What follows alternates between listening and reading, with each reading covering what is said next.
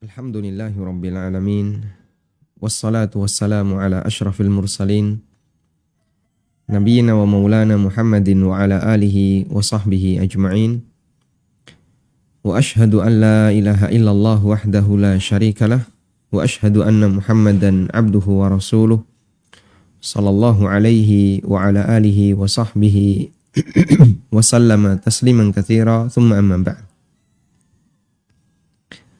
Alhamdulillah, kembali kita melanjutkan pelajaran kita membaca buku tafsir salat. Dan insya Allah di kesempatan kali ini kita akan membaca bagaimana cara membaca amin yang benar dan bagaimana pula cara membaca amin yang salah yang bisa sampai pada kondisi membatalkan salat. Kita akan melihat terlebih dahulu bagaimana cara membaca amin yang benar. Amin secara bahasa artinya adalah Allahumma istajib. Allahumma istajib. Ya Allah, kabulkanlah. Sehingga selesai berdoa lalu kita mengucapkan amin, maka artinya adalah kita mengucapkan ya Allah, kabulkanlah.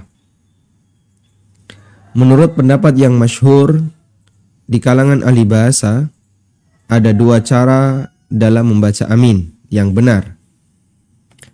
Pertama adalah dibaca dengan dipanjangkan kata A sehingga menjadi A dua harokat. Dipanjangkan dua harokat.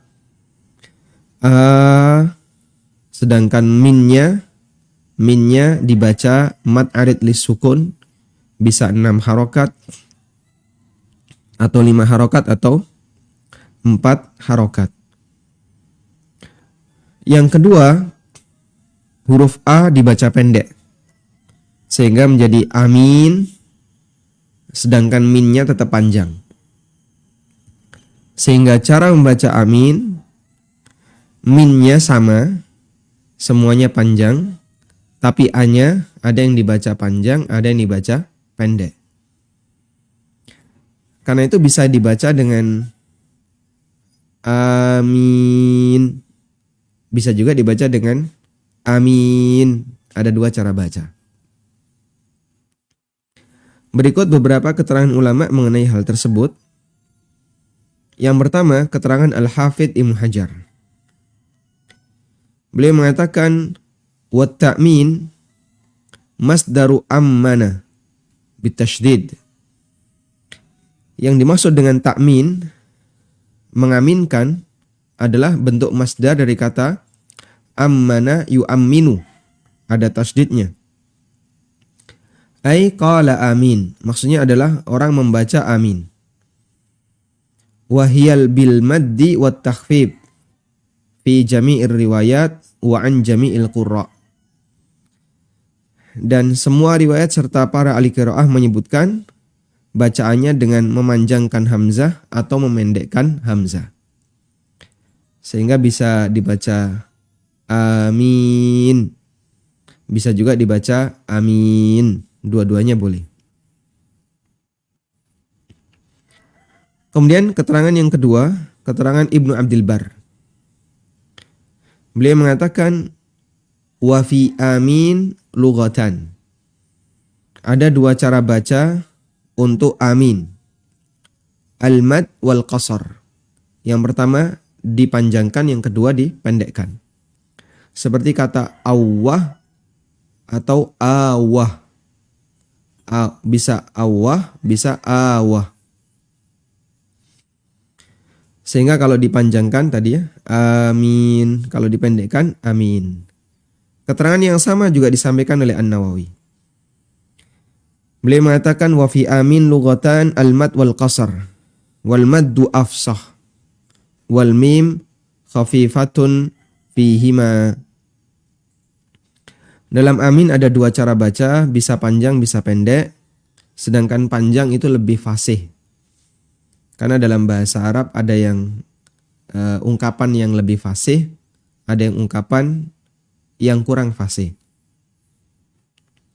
Sebagaimana dalam bahasa kita ya. Ada yang lebih fasih, ada yang kurang fasih. Dan keduanya huruf mimnya tidak ditasydid. Mimnya mim khafifah.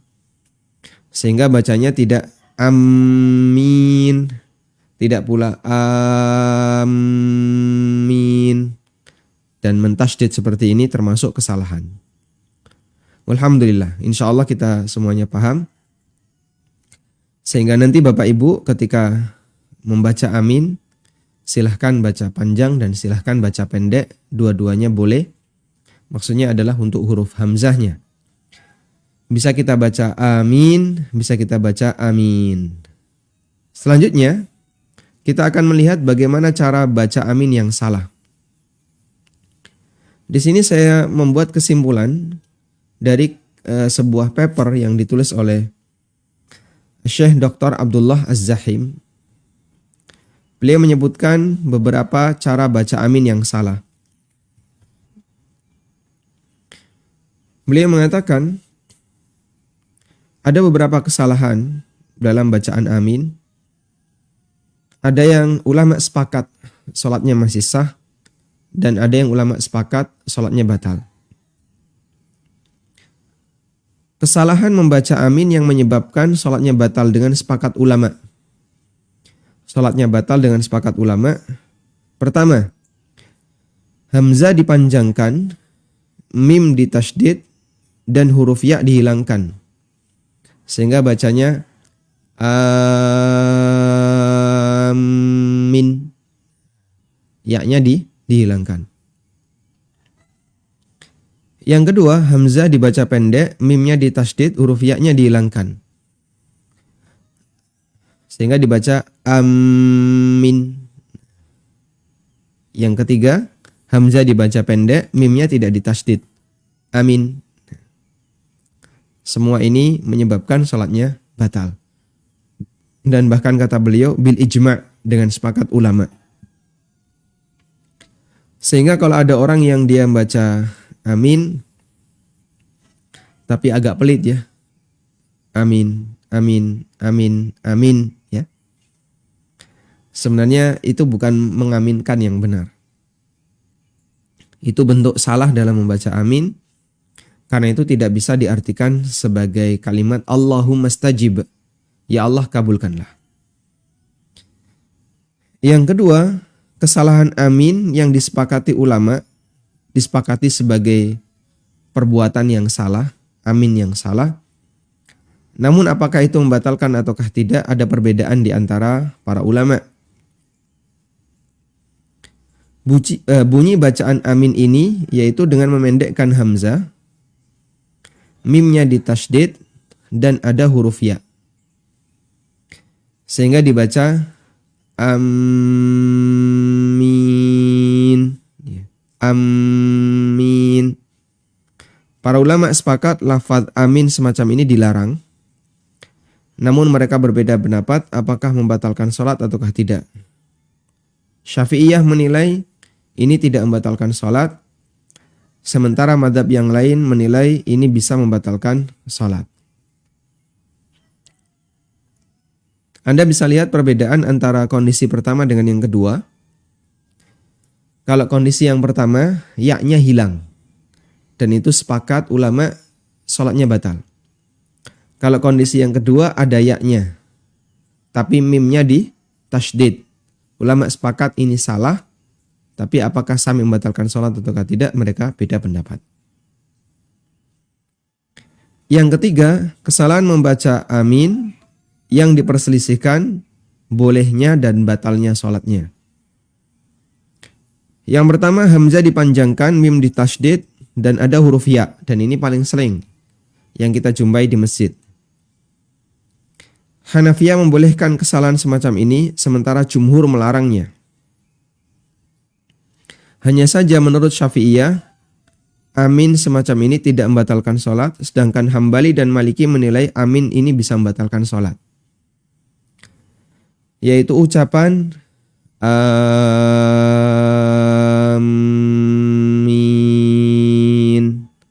Menurut Hambali dan Maliki batal sholatnya. Menurut Syafi'i ini cara amin yang salah. Menurut Hanafi ini masih ditoleransi, boleh.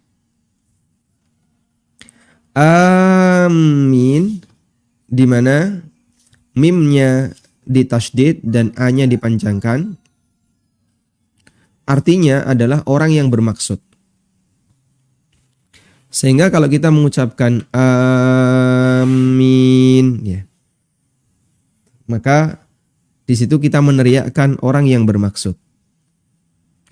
Amin, kita sudah sampaikan tadi. Amin.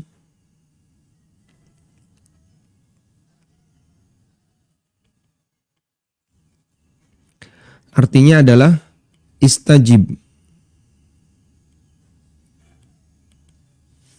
Kabulkanlah. Ya, kabulkanlah.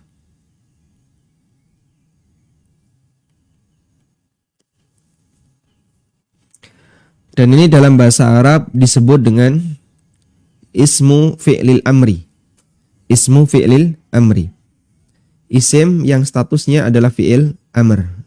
Artinya kabulkanlah.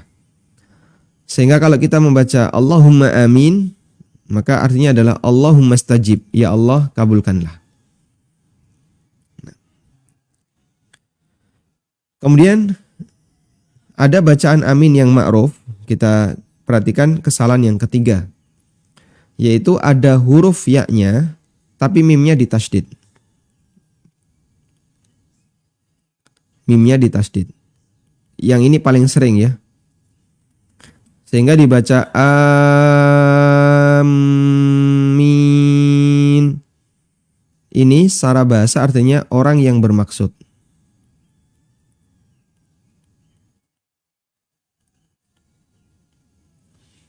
Allah berfirman di surat Al-Maidah ayat awal ya. Wala aminal baital haram. Wala aminal baital haram. Dan tidak pula orang yang bermaksud menuju Baitul Haram. Mereka nggak boleh diganggu. Nah, menurut Hanafiyah, kenapa mereka membolehkan bacaan ini? Ketika orang melakukan salat, lalu mendengar imam mengucapkan waladdallin, lalu dia membaca amin. Di sini menurut Hanafiyah boleh. Ya. Boleh kesalahan ini dengan arti ketika orang baca ini berarti dia mengucapkan saya bermaksud. Saya orang yang bermaksud. Saya wala amin, nanti jadinya amin. Saya orang yang bermaksud. Saya orang yang bermaksud terhadap doa itu. Jadi dibuat asumsi kalau ada orang baca amin dengan lafaz seperti ini, maka artinya adalah saya orang yang bermaksud terhadap doa itu. Sehingga ya meskipun itu kesalahan, meleset dari arti Allahumma stajib, meleset dari arti kabulkanlah, menuju arti orang yang bermaksud, dan itu dipahami oleh Hanafiyah adalah orang yang bermaksud terhadap doa itu. Sehingga mereka tidak menilai ini sampai pada tingkatan membatalkan sholat. Nah, kemudian Hanafiyah tidak menilai batal, tapi kalau Hambali dan Maliki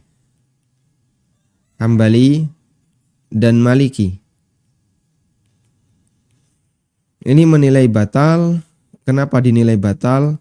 Karena sama dengan berbicara dalam sholat. Padahal itu bukan bagian dari bacaan sholat.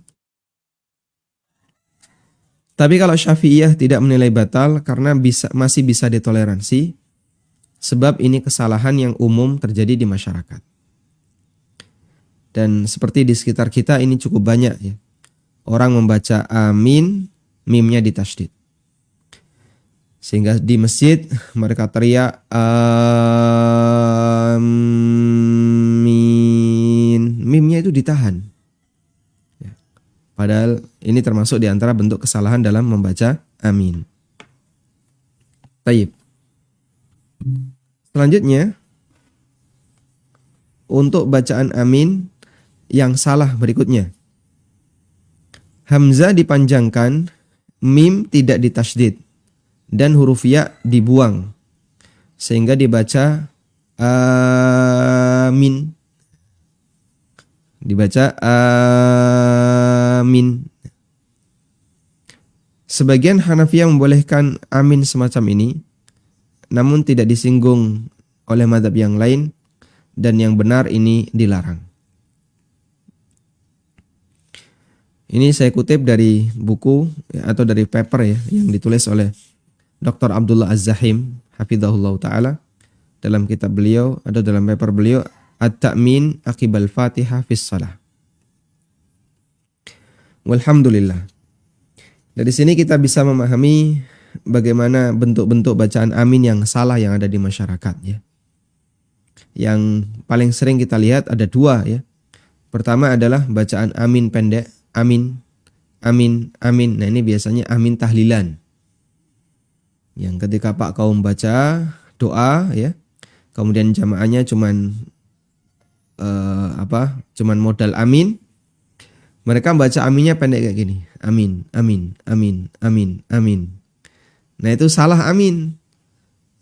Karena ini di luar sholat ya tidak sampai membatalkan ibadah apapun. Cuman bacaan orang ini tidak sama dengan mengaminkan doanya Pak kaum. Doanya Pak imam. Sehingga dalam hal ini beliau tidak dianggap sebagai orang yang mengaminkan doa orang lain. Yang kedua, amin dalam sholat, tapi mimnya ditasydid dan ya-nya ada, sehingga dibaca tadi amin. Nah, praktek seperti ini ulama khilaf dan yang benar adalah hukumnya dilarang, ya, tidak boleh dilakukan. Namun apakah sami membatalkan ataukah tidak, ada khilaf di antara mereka. Baik, selanjutnya kita akan melihat apa tafsir amin. Kalau kita membaca amin itu sebenarnya artinya apa? Amin termasuk doa yang tidak bisa berdiri sendiri, namun harus bergandengan dengan doa yang lain. Amin adalah permohonan doa, tapi tidak bisa berdiri sendiri, dia harus bergandengan dengan doa yang lain. Dalam bahasa Arab, kata amin termasuk isim li fi'lil amr. Kata benda yang berstatus sebagai kata kerja perintah. Disebut dengan ismu fi'lil amri atau isim li fi'lil amri. Itu kalau dalam bahasa Indonesia kita mungkin tidak nemu ya.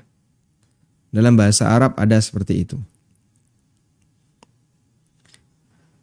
Ulama berbeda pendapat terkait makna amin.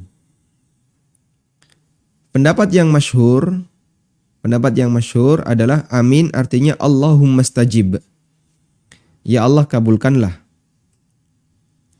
Kemudian pendapat yang kedua, amin adalah salah satu dari nama Allah. Sehingga ketika menurut pendapat yang kedua, saat orang itu mengucapkan amin, maka dia memanggil Allah Subhanahu wa ta'ala. Namun pendapat yang kedua ini kurang masyhur. Al-Asfahani menukil keterangan Al-Fasawi, Abu Ali Al-Fasawi rahimahullah, arada hadzal qail fi anna fi amin dhamiran lillah li'anna ma'nahu istajib. Orang yang berpendapat bahwa amin adalah nama Allah, maksud mereka bahwa dalam kata amin ada kata ganti untuk Allah. Karena maknanya adalah istajib. Sehingga jadinya ketika mereka baca amin, ada kata ganti Allah yang disematkan di situ. Sehingga kalau dibaca lengkap, Allahumma stajib. Ini kita dapatkan dalam kitab Al-Mufradat fi Gharibil Quran yang ditulis oleh Al-Asfahani. Isinya adalah penjelasan tentang kalimat-kalimat yang asing dalam Al-Quran. Dalam arti dia tidak seperti tafsir, jadi seperti kamus Al-Quran. Al-Mufradat fi Gharib Al-Quran. Selanjutnya, bahwa dalam setiap kata perintah tersimpan kata ganti orang kedua. Misalnya, kita mengatakan, wahai Budi, makanlah. Berarti dalam kata makanlah, terdapat kata ganti apa? Kamu. Sehingga jika kita membaca lengkap, makanlah kamu. Demikian pula ketika orang mengatakan kabulkanlah, di sana tersimpan kata ganti Allah. Sehingga jika kita baca lengkap jadinya kabulkanlah ya Allah. Dan itu hal yang ma'ruf dalam bahasa ya. Kalau kita menyuruh orang pulang, ya, kita menyuruh orang pulang. Maksudnya apa? Pulang kamu. Pasti di situ ada dhamir mustatir, kata ganti yang tersimpan, yang tersembunyi, dan asumsinya adalah kata ganti kamu. Berdiri, kita nyuruh orang berdiri. Maksudnya apa? Kamu berdiri. Makan, maksudnya kamu makan. Semua kata perintah, semua fi'il amr itu tersimpan kata ganti orang kedua. Semua fi'il amr, semua kata perintah. Nah, ada yang diistilahkan dengan dhamir mustatir. Dhamir mustatir. Kata ganti yang tersembunyi. Dan itu asumsinya takdiruhu, asumsinya adalah kamu. Kalau jamak berarti kalian. Kalau perempuan berarti kamu wanita. Asumsi dari dhamir mustatir. Ketika kita mengucapkan amin, yang artinya adalah istajib, maka di situ siapa yang diminta untuk mengabulkan? Tentu Allah Subhanahu wa taala. Sehingga di situ tersimpan kata ganti ya Allah. Istajib. Ya Allah, kabulkanlah. Hadirkan perasaan semacam ini jamaah sewaktu kita membaca amin, baik dalam sholat maupun di luar sholat. Karena sebenarnya amin adalah doa, meskipun dia tidak bisa berdiri sendiri, tapi harus gandeng dengan doa yang lain. Sehingga kalau Anda tiba-tiba membaca amin, amin, amin, ini kosong, tidak ada ini. Nggak bisa seperti ini. Sebelumnya harus ada. Misalnya apa Pak? Allahumma rzuqni. Ya Allah, berikanlah aku rizki. Lalu kita mengucapkan amin. Semoga Anda hidupnya dikasih kebaikan oleh Allah. Kita mengucapkan amin. Sahalallahu umurakum. Amin. Sehingga amin itu pendahulunya adalah doa. Karena itu termasuk salah satu kekeliruan dalam baca amin adalah dia dibaca tanpa ada doa. Ini saya melebar sedikit, barangkali tidak ada dalam kegiatan sholat, maka tidak saya cantumkan dalam buku tafsir sholat. Jadi bagian dari kesalahan amin adalah membaca amin, baca amin sebelum didahului dengan doa. Apa ada yang seperti ini? Banyak kita jumpai. Orang sudah baca amin padahal belum ada doa. Contohnya gimana?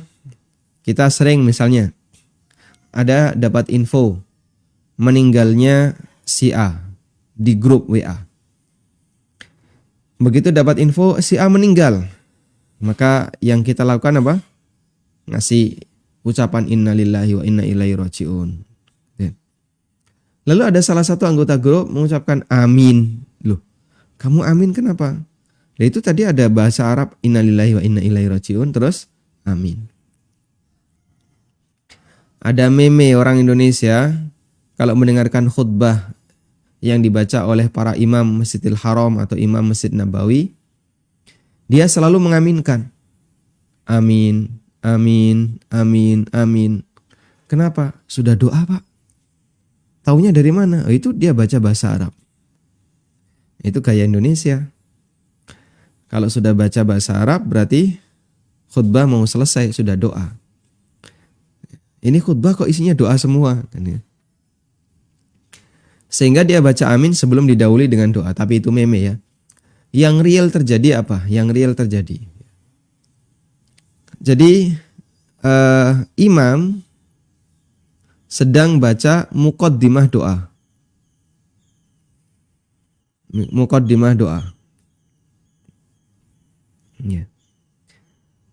Tapi jamaah sudah mengaminkan. Nah, ini yang sering. Ya. Ini yang sering.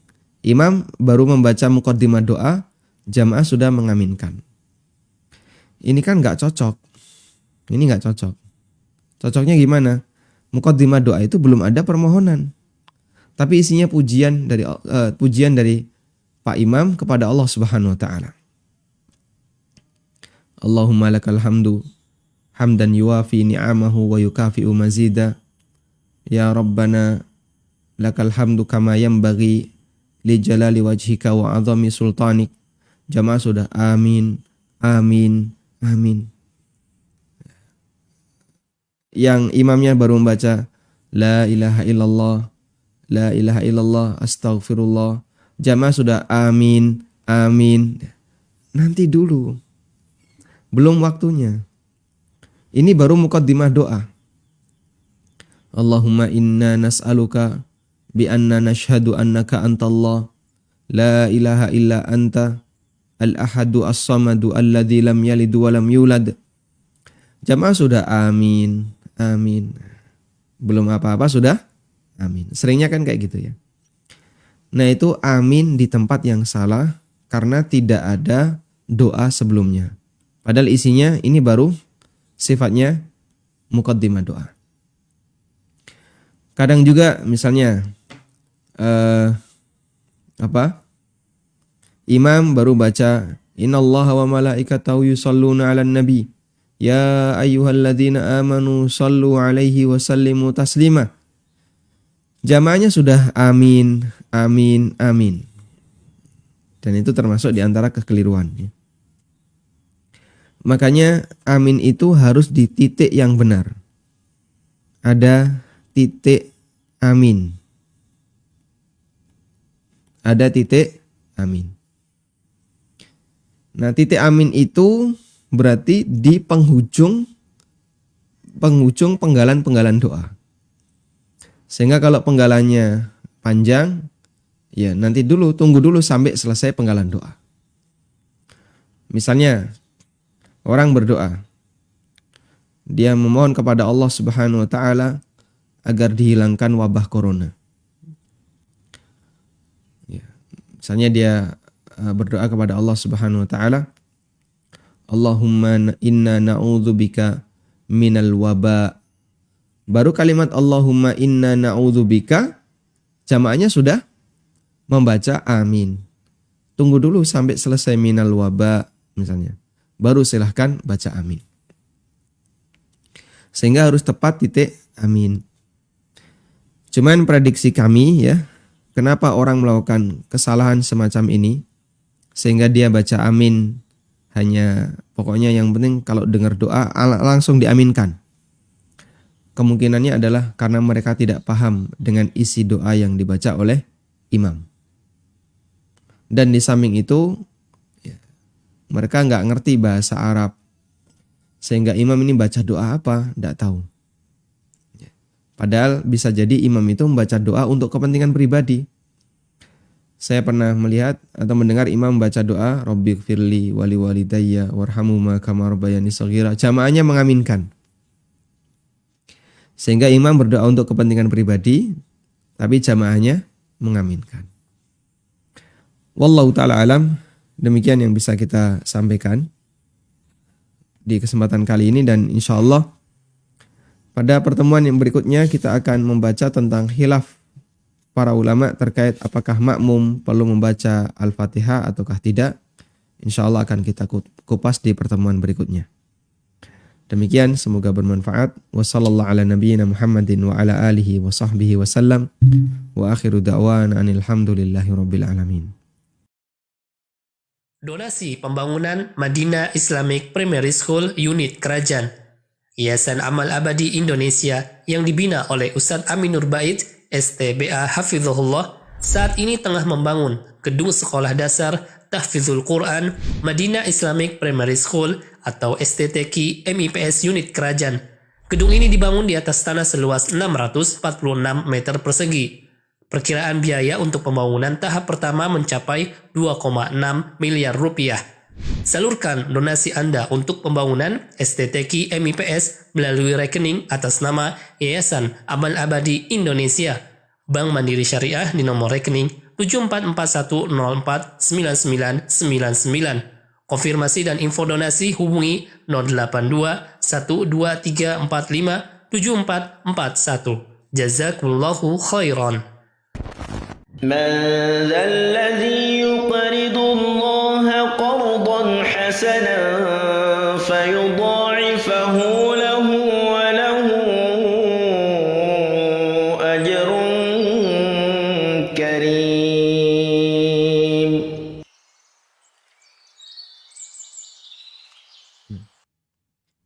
Walhamdulillahirrabbilalamin. Selanjutnya kami persilahkan bagi Anda yang mau bergabung.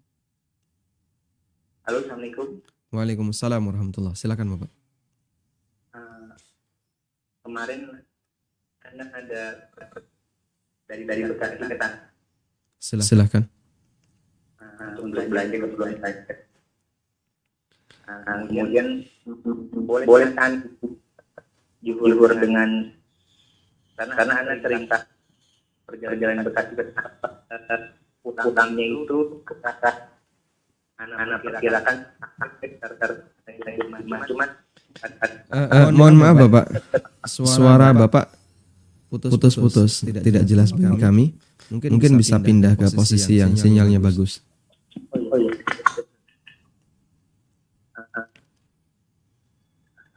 Karena kemarin ada perjalanan untuk ke Tanah Abang, dari Tanah Abang. Bekasi Tanah Abang ya. Iya, Bekasi Tanah Abang jarak berapa Pak? Sekitar 40 kiloan. 40 kilo. Nah. Kemudian anak kan keluar dari Tanah Abang sebelum asar ya. Anak perkirakan tuh sampai jam setengah 5 jam 5. Cuman kadang pada prakteknya kadang anak sampai di bak macet di tol tuh. Untuk berhenti nggak mungkin karena dari tol Jakarta itu sampai ke Bekasi nggak ada rest area kan. Nggak ada rest area ya? Iya, seringkali itu akses kelewatan sebelumnya udah maghrib kan. Nah. Boleh kan zaman itu. Baik. Assalamualaikum warahmatullahi wabarakatuh. Waalaikumsalam warahmatullahi wabarakatuh. Alhamdulillah, cukup jelas ya. Baik. Anda yang punya kesibukan yang sifatnya insidental, artinya bukan tiap hari, yang itu bisa menyebabkan waktu sholat menjadi hilang. Jika Anda berusaha untuk sesuai dengan waktu sholat. Jarak 40 kilo Bekasi Tanah Abang Bekasi balik ya, 40 kilo. Anda keluar dari Tanah Abang sebelum asar. Kalau kemudian lanjut ke Bekasi dengan prediksi perjalanan bisa 1-2 jam, ternyata macet dan bisa sampai lebih dari itu, maka sebaiknya kami sarankan silahkan Anda jamak dengan duhur. Sehingga Anda sholat duhur 4 rakaat, lalu jamak dengan asar 4 rakaat, ya. Karena Anda bukan musafir, dan sepemahaman kami menurut urfnya orang Jakarta, Bekasi, Jakarta itu belum dihitung safar, Sehingga Anda silakan jamak 4 rakaat. Dan setelah itu nanti kalau pulang masuk waktu maghrib tidak masalah. Namun ini dengan catatan tadi ya. Dengan catatan bahwa hal seperti ini terjadi hanya insidental. Artinya bukan tiap hari. Kalau tiap hari bagaimana? Ini kasus di Jakarta ya. Tiap hari orang pulang kerja, lalu dia tidak menjumpai waktu maghrib. Karena maghribnya ketika waktu maghrib berada di atas kendaraan. Pulang dari kantor jam 5 dari kantor. Rumahnya ada di Depok misalnya. Kemudian dia kerja di Cengkareng. Masya Allah. Lalu naik bis jemputan. Jam 5 dia berangkat dari perusahaan, dari tempat dia kerja, naik bis jemputan. Sampai di rumah bisa jam 8. Dan itu tiap hari. Terus gimana seperti ini? Wah, kalau tiap hari kayak gini Anda jamak terus jadinya geser waktu sholat. Sehingga nggak ada sholat maghrib lagi. Berarti pilihannya adalah bis itu harus berhenti memberikan kesempatan bagi penumpang untuk sholat maghrib. Atau Anda melakukan pilihan yang dengan menggunakan kendaraan pribadi, baik mobil maupun motor, dan nanti jika masuk waktu maghrib ada mampir untuk sholat maghrib, lalu baru melanjutkan perjalanan pulang. Sehingga jangan sampai ada istilah mengubah dan menggeser waktu sholat disebabkan karena rutinitas sehari-hari. Artinya orang harus bisa ngatur waktunya, sehingga dalam posisi ini tidak boleh bagi dia untuk kemudian membiasakan diri melakukan seperti itu sehingga tiap hari dia tidak pernah sholat maghrib tepat waktu. Wallahu a'lam. Silahkan. Assalamualaikum warahmatullahi wabarakatuh. Waalaikumsalam warahmatullahi wabarakatuh. Semoga sedang kebaikan senantiasa. Amin. Walaka bimithlin.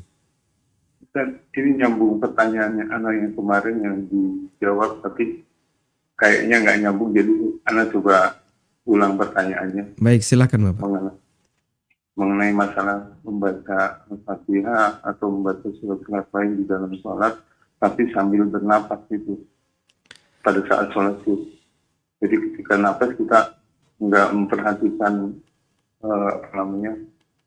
ketika contohnya begini, mungkin Bismillahirrahmanirrahim sambil ditarik gitu. Gitu pada saat sholat cir. Bagaimana hukumnya? Baik. Assalamualaikum warahmatullahi wabarakatuh. Waalaikumsalam warahmatullahi wabarakatuh. Bagaimana hukum membaca Al-Fatihah sambil bernafas? Dan ini berlaku umum ya, membaca Al-Quran di tengah ayat sebelum berhenti sambil bernafas. Yang kami pahami dalam pembacaan Al-Quran, jika orang itu bernafas, maka otomatis akan menghentikan bacaannya. Sehingga jadinya dia wakaf dia baca apa? Dia berhenti di situ, dia wakaf. Alhamdulillah. Alhamdulillahirabbil.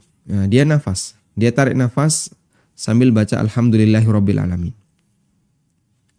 Karena dia wakaf disebabkan karena dia tarik nafas, maka jika itu di tempat yang kurang tepat, wakaf yang kurang tepat, adabnya adalah diulang dari awal. Sehingga kalau sampai putus, alhamdulillah, kan jadinya tersengal-sengal ya. Tersengal-sengal. Dia sampai putus, alhamdulillah putus. Rabbil alamin. Ini pas di akhir ayat. Nah, biar bagus, maka dia tarik nafas agak dalam agar bisa dibaca lengkap. Alhamdulillahirabbil alamin. Ghairil maghdubi alaihim walad. Nah, ini jadinya putus-putus. Padahal adab dalam baca Quran itu dibaca satu bagian. Tidak diputus-putus seperti itu. Dan menarik nafas itu bisa memutus bacaan. Kalau memutus bacaan, ya terhitung sebagaimana orang yang wakaf ketika dia baca sebuah teks Al-Quran. Dan kalau wakaf tidak pada tempatnya, tidak boleh. sehingga harus diulang dari awal. Tapi kalau wakaf itu pada tempatnya, silahkan. Anda boleh wakaf di situ, tarik nafas, kemudian dilanjut. Itu yang saya pahami, dan ini juga berlaku untuk semua bacaan Al-Fatihah, bacaan Al-Quran, tidak hanya Al-Fatihah. Wallahu a'lam. Assalamualaikum Ustadz. Waalaikumsalam warahmatullahi. Bagaimana saat sholat wajib 4 rakaat pada tahiyat pertama setelah membaca sholawat, refleks terbaca juga doa lain seperti saat tahiyat akhir. Bagaimana status sholat seperti ini? Baik. Ketika tasyahud pertama, disyariatkan untuk membaca doa. Meskipun tidak wajib. Meskipun tidak wajib. Sehingga Anda ketika tasyahud pertama selesai sampai sholawat, lalu Anda baca doa, hukumnya diperbolehkan. Bahkan Anda mendapatkan keutamaan yaitu membaca doa setiap tasyahud. Dan hukumnya diperbolehkan, bahkan bisa jadi lebih afdol. Karena itu ini bukan mengurangi kualitas sholat, bahkan bisa jadi semakin menambah kualitas sholat. Wallahu a'lam. Assalamualaikum warahmatullahi wabarakatuh. Waalaikumsalam warahmatullahi wabarakatuh. Apa kedudukan bacaan amin dalam doa saat khutbah Jumat, atau kalau ada yang memimpin doa? Apakah kita wajib mengaminkan dan kita wajib mengangkat tangan atau tidak saat mengaminkan? Untuk wajib jawabannya tidak. Sementara amin dalam sholat ulama khilaf sebagaimana yang kemarin kita sampaikan. Sebagian ada yang menilai wajib dan jumhur menilai anjuran tidak wajib. Sedangkan untuk di luar sholat, wallahu alam kami tidak pernah menjumpai ada ulama yang mengatakan wajib membaca amin. Dan amin ketika Jumatan ulama beda pendapat. Apakah dibolehkan ataukah tidak boleh? Tentu saja bagi makmum ya. Apakah boleh bagi makmum ketika Jumatan saat khatib sedang berdoa? Bolehkah bagi makmum untuk mengaminkan? Ada khilaf di antara ulama dan pendapat yang masyhur hukumnya boleh. Dan itu tidak termasuk berbicara dalam sholat. Karena apa yang dilakukan oleh makmum ini adalah merespon apa yang dibaca oleh khatib. Sehingga ketika makmum mengaminkan, hukumnya diperbolehkan. Namun dengan catatan tidak boleh terlalu keras. Yang itu bisa ganggu kanan kirinya. Sehingga cukup amin pelan saja ketika Jumatan. Kalau doa biasa bagaimana? Ya sama ya. Silahkan mengaminkan. Apakah harus mengangkat tangan? Apakah harus mengangkat tangan? Wallahu a'lam. Yang berdoa yang mengangkat tangan. Sedangkan yang mengaminkan, wallahu a'lam yang kami pahami, tidak perlu mengangkat tangan, sehingga cukup mengaminkan saja, tapi tidak mengangkat tangan. Wallahu a'lam. Baik, silahkan. Halo, Assalamualaikum. Waalaikumsalam warahmatullahi. Saya dengan Ahmad dari Bekasi. Baik, sebelumnya mohon maaf Bapak, televisinya volumenya bisa dikecilkan. Oh, baik nih.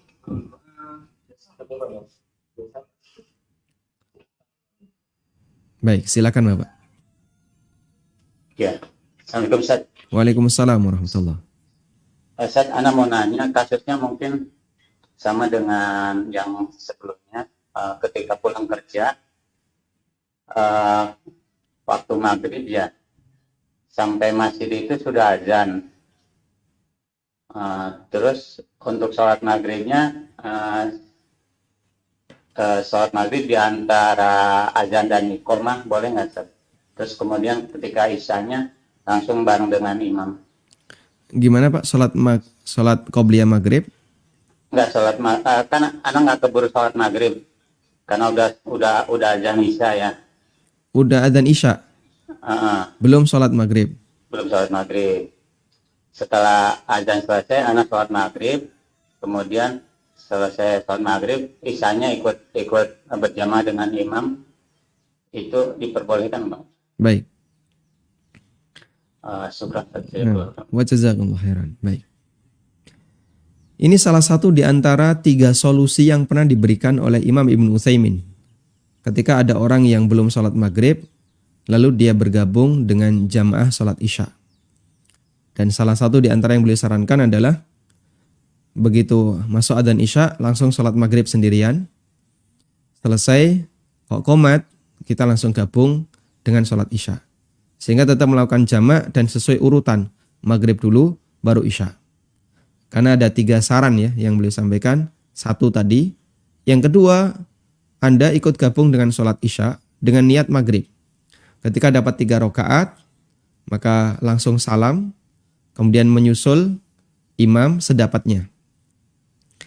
Yang ketiga adalah kita sholat isya sampai selesai. Dan nanti baru sholat maghrib setelah itu. Namun ini jadinya tidak sesuai urutan.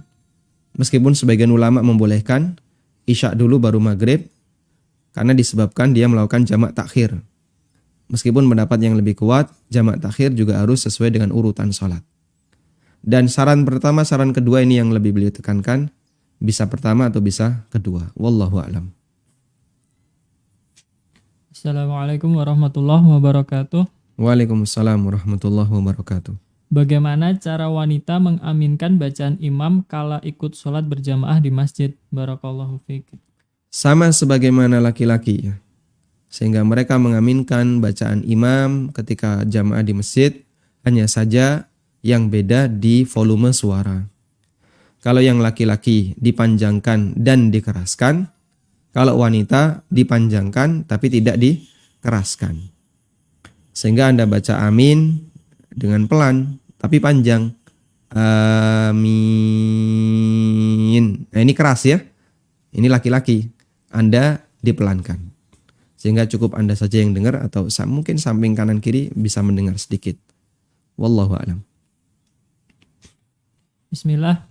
Bagaimana membaca amin yang benar pada saat khutbah Jumat? Apakah disuarakan atau tidak? Membaca amin bagi makmum ketika khatib membaca doa, ulama khilaf apakah boleh ataukah tidak. Ada yang mengatakan boleh, ada yang mengatakan dilarang. Alasan yang mengatakan dilarang adalah ini dikhawatirkan masuk dalam kategori bicara dalam mendengarkan khutbah, dan itu dilarang dalam mendengarkan khutbah. Dan alasan mereka yang membolehkan adalah bicara ini boleh karena sedang merespon apa yang diucapkan oleh imam. Dan kalau pembicaraan itu merespon imam, hukumnya boleh. Sebagaimana Nabi SAW pernah khutbah Jumat, lalu datang seorang sahabat yang bernama Sulaik Al-Ghatfani. Begitu Sulaik ini masuk masjid, beliau langsung duduk. Kemudian ditanya oleh Nabi SAW, As-sallaita, apakah kamu sudah sholat? Jawab Sulaik, belum. Lalu Nabi SAW mengatakan, Salli rak'ataini wal yatajawwaz fihima. Kerjakan sholat 2 rakaat, tapi jangan lama-lama. Kemudian Sulaik melakukan sholat tahiyatul masjid 2 rakaat. Di tengah Nabi SAW sedang berkhutbah. Dan itu dalil bahwa makmum ketika diajak bicara oleh imam, makmum boleh memberikan respon. Ketika Jumatan, saya bicara untuk Jumatan ya. Sehingga misalnya ada seorang khatib, saat dia berkhutbah tanya kepada makmumnya, wahai para jamaah, siapakah zat yang paling berkuasa di alam ini? Jawab. Nah, kemudian jamaahnya menjawab, Allah. Maka itu tidak termasuk bicara yang dilarang. Karena merespon apa yang disampaikan oleh imam. Umar bin Khattab radhiyallahu anhu, beliau pernah menyampaikan khutbah Jumat. Lalu datang salah satu sahabat yang telat. Saat sahabat itu masuk, Umar langsung mengatakan, Ayyu sa'atin hadihi. Sekarang sudah jam berapa? Kok baru masuk? Kok baru datang? Lalu sahabat itu mengatakan, Ya Amirul Mukminin, inni syughiltu wa ana atawaddau. Wahai Amirul Mukminin, saya tadi sibuk dan bahkan saya enggak sempat mandi, saya cuma wudu. Apa jawab Umar? Wal wudu'u aidan. Nah, ini kesalahan yang kedua. tambah wudhu lagi, gak mandi. Ya. Kemudian Umar melanjutkan khutbahnya. Sehingga terjadi dialog antara Umar sebagai khatib dengan sahabat ini. Pada saat beliau telat datang. Maka gak masalah ketika khatib sedang berkhutbah, tiba-tiba dia memutus materi khutbahnya dalam rangka mengingatkan jamaah. Tolong jamaah yang di pojok jangan ngerokok. Jamaah yang berada di luar jangan ngerokok, matikan rokoknya. Padahal dia sedang berkhutbah. Tujuannya apa? Mengingatkan mereka biar serius ketika Jumatan. Itu yang ada di pojok, jangan bicara. Yang di depan ini jangan main HP. Yang di sini jangan tidur, bangun Pak. Diingatkan demikian. Saya yakin khatib kalau seperti itu nggak bakalan ada makmum yang ngantuk. Karena raumum gitu ya, aneh gitu. Kok tiba-tiba seperti ini? Yakin saya nggak bakalan ada yang ngantuk. Nanti semuanya pasti fokus. Karena imamnya atau khatibnya mengingatkan sesuatu yang mungkin jarang bagi khatib yang lain melakukan seperti itu. Biasanya kan khatib itu linier aja kan. Begitu khutbah dibuka, linier aja dia. Linier ya. Sampai selesai khutbah sudah selesai. Turun dari mimbar. Jarang kemudian mengingatkan, ada yang rame. Mohon maaf Bapak, jangan berisik. Mohon maaf, jangan bicara sendiri. Awas, itu jangan main HP. Belakang jangan ngerokok. Dengan cara seperti ini membuat mereka perhatian. Sehingga mereka akan lebih fokus mendengarkan khutbah yang kita sampaikan. Nah, untuk makmum ketika khatibnya baca amin, apakah boleh mengaminkan? Ketika khatibnya berdoa, apakah boleh mengaminkan? Pendapat yang masyhur boleh. Dan itu tidak termasuk bicara. Namun tidak dikeraskan dan tidak perlu mengangkat tangan. Wallahu a'lam. Baik, silakan. Assalamualaikum warahmatullahi wabarakatuh. Waalaikumsalam warahmatullahi wabarakatuh. Silakan Bapak. Ustaz, ada dua pertanyaan Ustaz. Yang pertama, ketika kita berada di dalam sholat yang sir, apakah ketika kita membaca Al-Fatihah dan ayat itu juga harus secara tartil Ustaz? Yang kedua, bagaimana batasan kita tidak boleh bergerak ketika mendengarkan khutbah Jumat, sementara ada hajat, sebagai contoh, pengurus masjid, dia melihat AC di dalam ruangan masjid mati, Ustaz. Kemudian dia bergerak untuk menyalakan AC tersebut. Bagaimanakah hukumnya, Ustaz? Baik. Demikian, Ustaz. Jazakallah khair, Ustaz. Wa jazakallahu khairan. Wa fiikum barakallahu, masyaallah. Apakah dalam sholat sir ketika kita membaca Al-Fatihah dan ayat harus dilakukan secara tartil? Jawabannya harus. Karena Allah Subhanahu wa taala berfirman, "Warattilil Qur'ana tartila." Bacalah Al-Qur'an dengan cara tartil. Dan ketika kita sholat, kita baca Quran di posisi berdiri. Dan itu statusnya tilawah. Tilawatul Quran di posisi berdiri. Sehingga masuk dalam perintah Allah Subhanahu wa taala, "Warattilil Qur'ana tartila." Bacalah Quran secara tartil. Meskipun tidak terdengar suara, atau kalaupun terdengar ya sangat pelan. Dan yang penting di situ tidak boleh posisi mulut mingkem, cuman diem saja, nggak boleh. Harus ada gerakan, karena yang namanya bacaan itu ada gerakan di mulut. Alhamdulillahirabbil alamin, Ar-Rahmanir-Rahim, Maliki Yaumiddin. Ada gerakan. Meskipun bisa jadi suaranya tidak seberapa kelihatan. Tapi kita baca dengan tartil. Jadi kalau panjang dipanjangkan, kalau pendek ya dipendekkan. Sehingga jangan karena sholat sir waladhdolinya dibaca pendek, waladhdolin. Amin. Nah ini jangan ya. Tapi tetap panjang, waladhdolin. Tapi sir. Makanya sebenarnya begini ya. rentang baca Fatihah ketika jahriyah dengan sirriyah itu kurang lebih sama. Bedanya cuma masalah volume suara. Nah, kadang kita melihat ada imam kalau sholat jahriyah baca Fatihahnya panjang dia. Normal. Begitu sholat sirriyah jauh lebih pendek, bahkan bisa jadi separuhnya. Sehingga kok tiba-tiba sudah ruku. Baca Fatihahnya gimana ini? Ya, saya baca tapi cepat.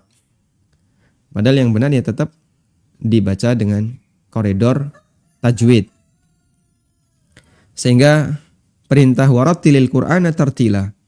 Bacalah Al-Quran dengan cara tartil itu berlaku baik dalam sholat jahriyah maupun dalam sholat sirriyah. Yang kedua tentang bergerak. Ketika Jumatan, sejauh mana diperbolehkan?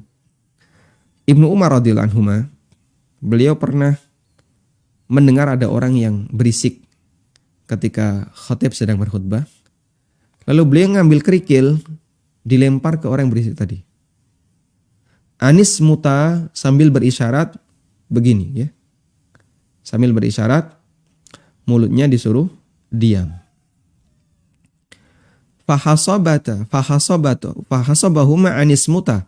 Beliau melempar dengan kerikil kedua orang yang berisik tadi sambil berisyarat suruh diam. Dhahir dari riwayat ini menunjukkan bahwasanya sahabat tidak mempermasalahkan ketika orang melakukan gerakan selama di situ ada kebutuhan dan itu bukan termasuk di antara bentuk al-abath, main-main ya. Karena dia melakukan itu dalam rangka untuk kemaslahatan jamaah misalnya, atau dalam rangka untuk memperbaiki kualitas Jumatannya biar yang lain gak ganggu, kita lempar dengan kerikil atau lempar dengan koin ya. Rp1.000 kita lemparkan ya. Mungkin yang dapat dia senang. Tapi kita ingatkan agar dia diam. Wallahu a'lam. Assalamualaikum Ustadz. Waalaikumsalam warahmatullahi. Jika kita jadi makmum namun bacaan imam tidak lebih baik dari kita, maka status sholat kita batal. Dan lebih baik mencari masjid lain yang imamnya bacaannya bagus. Namun, bagaimana jika kita sholat berjamaah di musola tempat kerja yang dimana masjid jaraknya jauh dan tidak bisa meninggalkan kantor untuk sholat di masjid? Apakah lebih baik kita sholat sendiri jika bertemu imam yang seperti itu? Jazakallah khairan. Wa jazakumullah khairan. Kesimpulan yang pertama barangkali perlu diluruskan ya. Jika kita bermakmum di belakang imam yang bacaan kita lebih baik dibandingkan bacaan imam, sholatnya batal. Ini barangkali kesimpulan yang perlu diluruskan.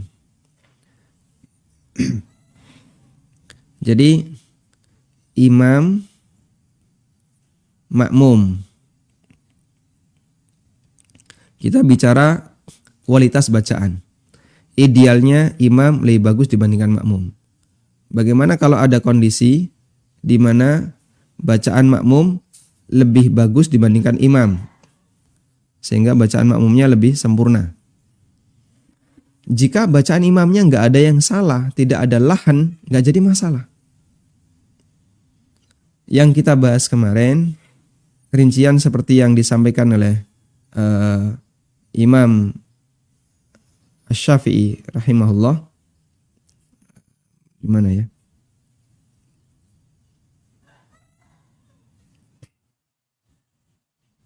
Nah, rincian seperti kemarin ini ya. Bahasanya jika kualitas bacaan imam dan makmum, di mana bacaan makmum lebih berkualitas dibandingkan imam, ini berlaku jika ada lahan. Berlaku kalau ada lahan, kesalahan. Tapi kalau tidak ada lahan, tidak ada kesalahan, maka rincian ini nggak berlaku. Ya, jadi kami ulang, rincian bacaan makmum lebih baik dibandingkan imam yang menyebabkan makmumnya batal. Ini berlaku jika di situ ada lahan. Kalau nggak ada lahan, tidak ada, maka rincian ini nggak berlaku. Sehingga apa yang tadi Anda sampaikan bahwa bacaan makmum lebih baik dibandingkan bacaan imam, maka makmum batal, ini keliru ya. Yang benar, jika terjadi kesalahan pada bacaan imam, padahal makmum bisa baca yang lebih bagus, maka makmum yang bisa baca lebih bagus ini status sholatnya batal menurut pendapat sebagian ulama. Wallahu ta'ala alam. Baik, mungkin demikian yang bisa kita bahas di kesempatan kali ini. Semoga bermanfaat. Wassallallahu ala nabiyyina Muhammadin wa ala alihi wa sahbihi wa sallam. Wa akhiru da'wana anilhamdulillahi rabbil alamin. Wassalamualaikum warahmatullahi wabarakatuh.